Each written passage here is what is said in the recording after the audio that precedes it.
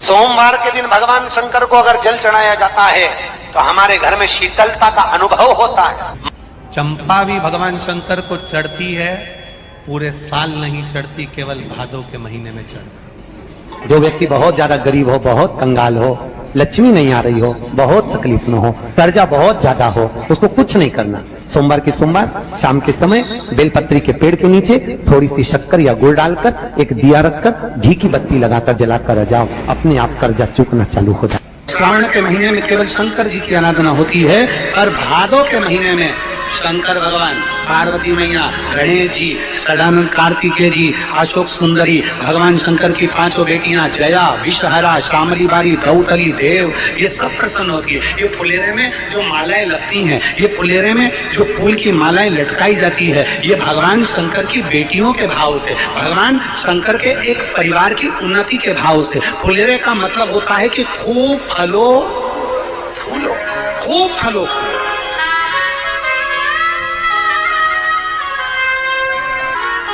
जितना आनंद ले सकते हो उतना जीवन का आनंद प्रयास करना। दूध अगर प्राप्त हो जाए, के पत्ते से दूध कटोरी में लेकर मात्र बेलपत्री के पत्रे से एक एक बूंद, अगर दूध आप एक बूंद अगर ज्यादा ना मिला हो, एक चम्मच भी अगर आपको दूध देसी गाय का मिल गया हो, बेलपत्री के पत्ते से तुम्हारे घर के अंदर अगर शिवलिंग है या मंदिर में शिवलिंग है या तुम्हारे नजदीक में कोई शिवलिंग है, उस पर बूंद बूंद एक एक बूंद अगर शिवलिंग पर दूध समर्पित कर रहे हो, श्री शिवाय नमस्तुभ्यम, नमः शिवाय, या षडाक्षर मंत्र ओम नमः शिवाय, या 33 अक्षर का मंत्र महामृत्युंजय मंत्र, इसका स्मरण कर कर शिव जी पर देसी गाय का दूध समर्पित कर कर इस बेलपत्री को अशोक सुंदरी वाली जगह पर अगर आप समर्पित कर देते हैं, फिर आप जिस भी चीज के लिए अप्लाई करें, मेरा देवाधिदेव महादेव आपका हाथ पकड़कर खींचकर आगे बढ़ा ही दे। तुमरुका जी बाच रहे हैं उसको, जिन तुमरुका जी का घोड़े का मुंह है, शरीर सुंदर है, मनुष्य का है, देवऋषि नारद जैसी वीणा है उनके हाथ में, एक हाथ में करताल है, वो तुमरुका जी, वो तुमरुका जी जो शिव महापुराण की कथा को कर रहे हैं, बाच रहे हैं, सुना रहे हैं। अब शंकर की कथा में मन एक भक्त का जब लगता है तो भगवान परीक्षा भी बहुत लेता है। बहुत ध्यान देना, भक्त जब भगवान की ओर झुक जाता है, भक्त जब भगवान का हो जाता है, भक्त जब भगवान की ओर समर्पित हो जाता है, तब भगवान अपने भक्त से खेलना चालू कर देता है। तब भगवान अपने भक्त से थोड़ा थोड़ा खेलता है, अपने भक्त से भगवान थोड़ा आनंद लेता है, परीक्षा लेता है। एक बार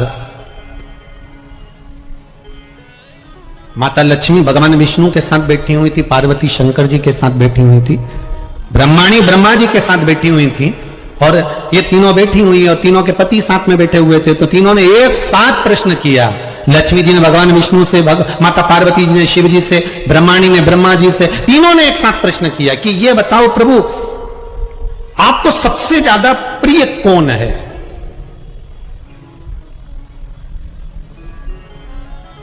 और प्रभु ये भी बता दीजिए कि आपसे बड़ा कौन है? अब भगवान से बड़ा कौन हो सकता है? आपसे बड़ा कौन है? तो भगवान विष्णु और भगवान शंकर और भगवान ब्रह्मा तीनों एक साथ बोल दिए, हमसे बड़ा हमारा भक्त होता है, हमारा भक्त हमसे बड़ा है।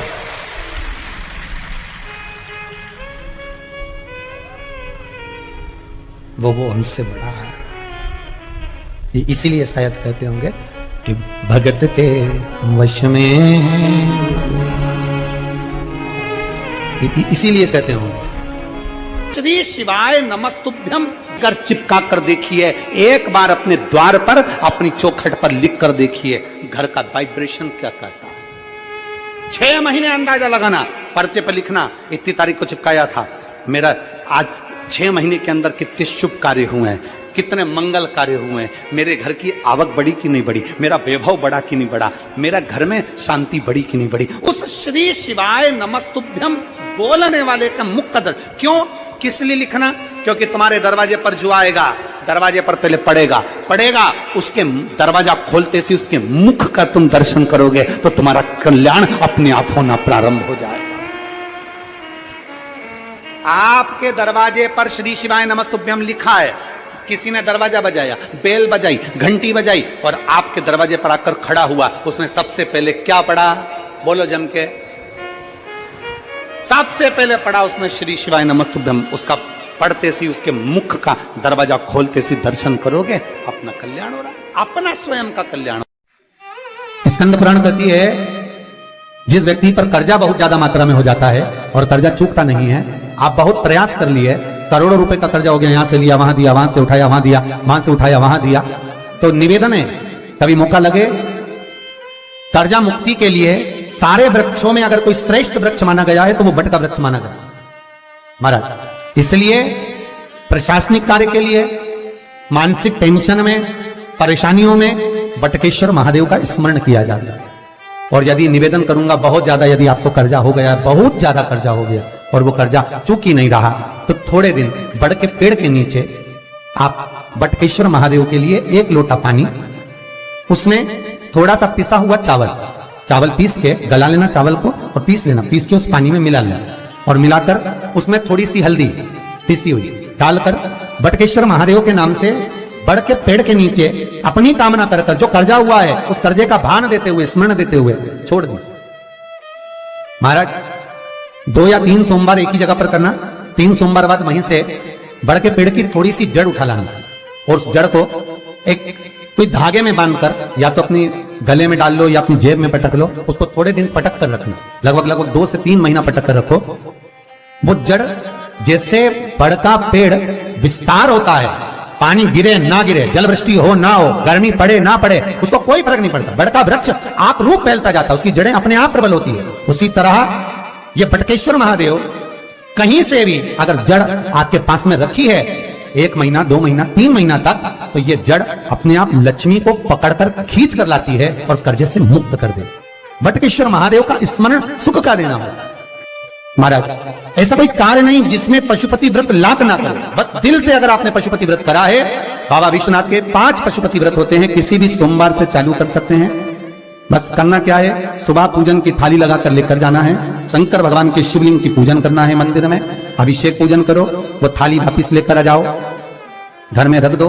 उसी थाली में शाम के समय प्रदोष काल में सूर्य डूब रहा हो, उसके कुछ ही समय के बाद आप आनंद में 6 दिए घर से लेकर जाओ, थोड़ा सा मीठा बनाकर लेकर जाओ और 5 दिए शंकर जी के मंदिर में लगाओ। पूजन करने के बाद में मीठे के 3 हिस्से कर दो, 2 हिस्से बाबा के मंदिर में अलग अलग रखिए, एक ही प्लेट में 2 हिस्से नहीं रखना, दोनों हिस्सों को अलग अलग कटोरी में, अलग अलग दोने में, अलग अलग प्लेट में बाबा को रख दो और एक हिस्सा, एक दिया लेकर आ जाइए। घर के दरवाजे में प्रवेश करते समय राइट भाग में एक दिया घी का लगा दीजिए, जो लेकर आए मंदिर से, उसको जला के नहीं लाना है, वहीं पर जलाना।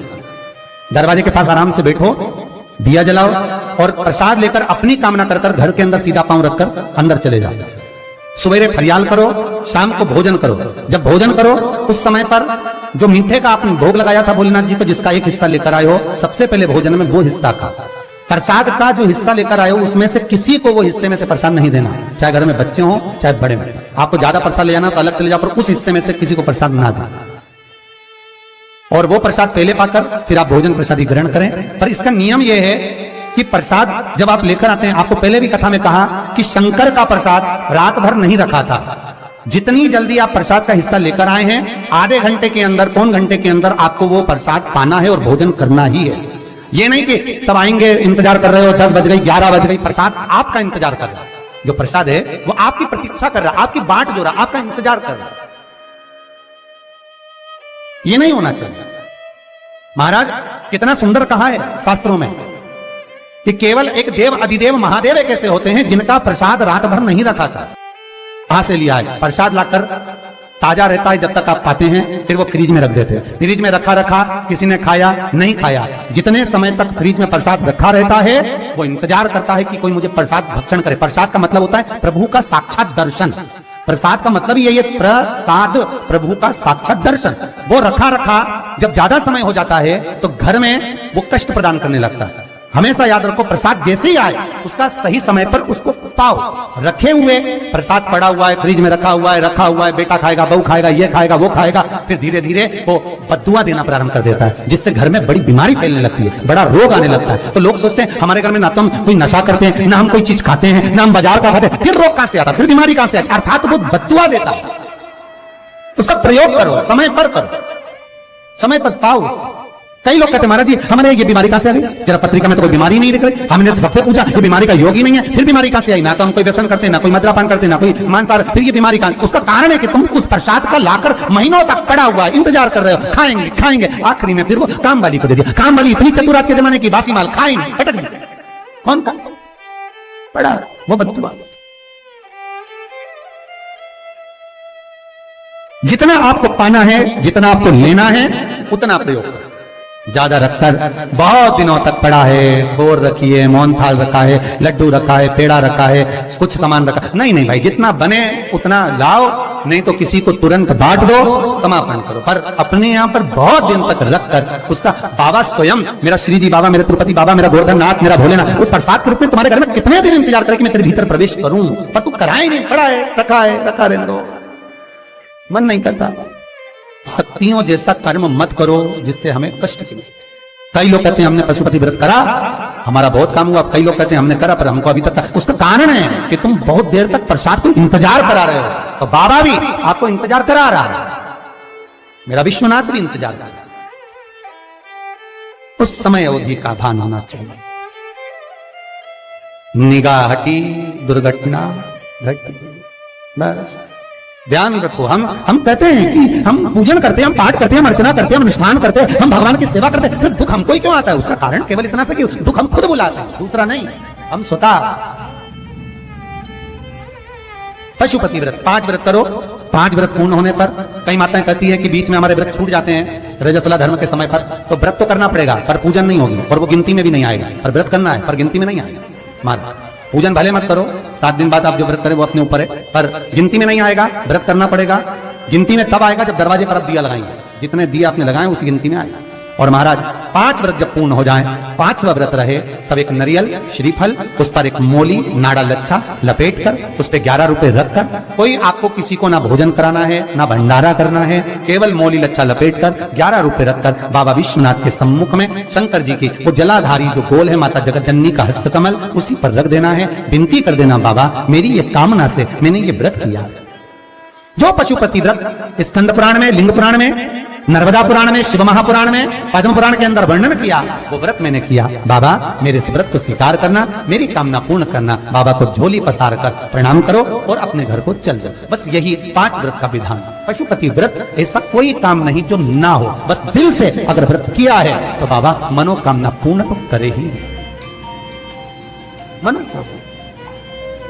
आप तो आप हमारे घर के, चाहे घर की धर्मपत्नी हो, चाहे भांजे हो, कोई प्रॉब्लम होती है मुझसे कह देते पशुपति व्रत कर लो, हो जाए।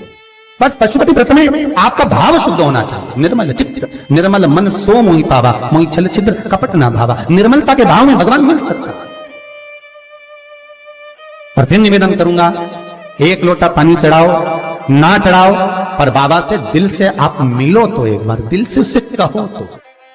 शिव शंकर का पशुपति व्रत केवल संसारिक मनुष्य ही नहीं करता, ये पशुपति व्रत देवता भी करते।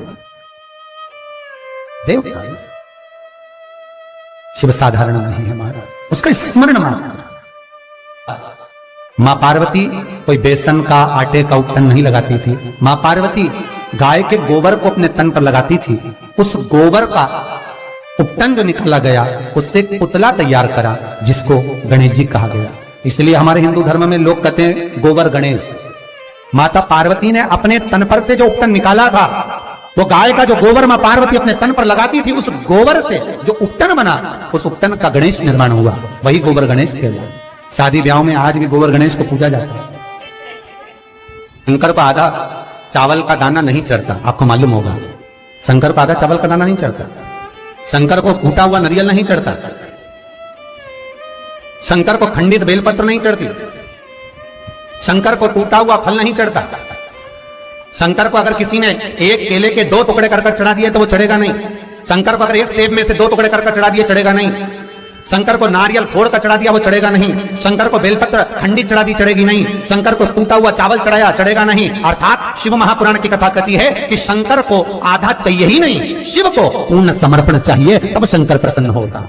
शिव जब प्रसन्न होगा जब आपकी पूर्णता रहेगी। इसलिए चावल का दाना भी आखा, श्रीफल भी आखा, फल भी आखा, केला भी आखा। जो तुम दे रहे हो भगवान को भले मत दो, पर जो देना है वो आखा ही देना।